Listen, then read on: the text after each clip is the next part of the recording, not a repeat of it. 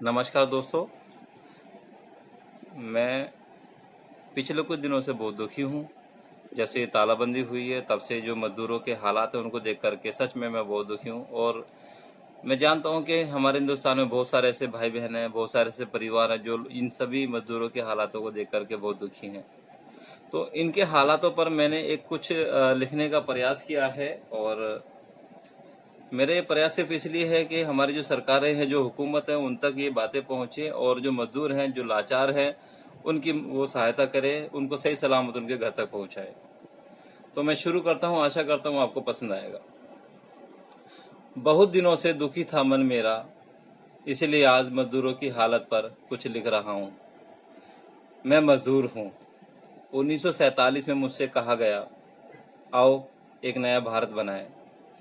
एक नहीं, कई सारी नई इमारत, कई सारे नए शहर बनाए।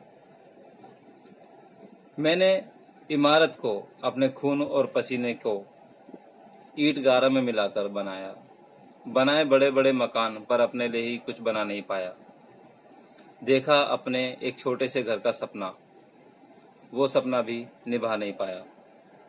फिर एक दिन हुकूमत का एक फरमान आया, क्या गली, क्या सड़क, क्या बाजार, कहीं कोई नज़र नहीं आया। अपने बच्चों की नन्ही आंखों में देखकर मैं खुद को समझा नहीं पाया। कनस्तर में था कुछ रोज का चावल, कुछ रोज का आटा। कनस्तर में था कुछ रोज का चावल, कुछ रोज का आटा। छोटी सी बोतल में था तेल जरा सा, लेकर थोड़ी सी रोटी और एक गठरी में अपना सिमटा हुआ छोटा सा घर। चल पड़ा वापस शहर से अपने गांव की डगर। जो पूछते थे मजहब और करते थे फैसला कि अब क्या करना है। जो पूछते थे मजहब और करते थे फैसला कि अब क्या करना है। आज हम भूखे हैं, कैसे हैं, प्यासे हैं, कोई पूछने नहीं आया। थक गए वो नन्हे पाँव, तो मैंने कांधों पर बिठा लिया। चल रहा हूँ कई दिनों से, पर अभी मेरा गांव नहीं आया। रोटी हुई खत्म और खत्म हुआ पानी भी, कुछ नहीं बचा।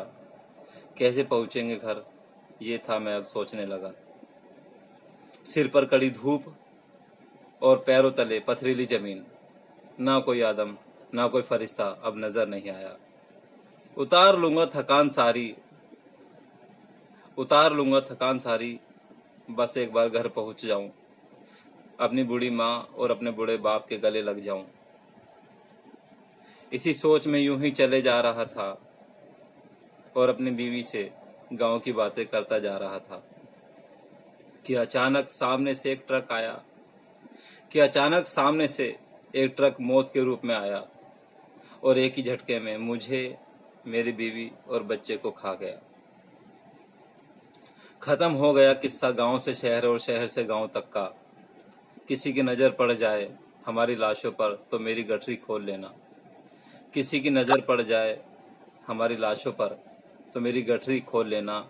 उसमें रखे हैं कागजात, पहचान कर लेना। कह देना मेरे बूढ़े माँ बाप को, कह देना मेरे बूढ़े माँ बाप को कि अब शहर में नहीं बची जगह इन मजदूरों के लिए। हो सके तो इनकी लाशों को कबूल कर लेना।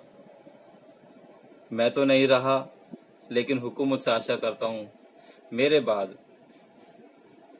बाद जो मजदूर भाई बहन आएंगे, बस उन पर थोड़ी सी दया कर लेना, दया कर लेना। धन्यवाद भाई, धन्यवाद दोस्तों।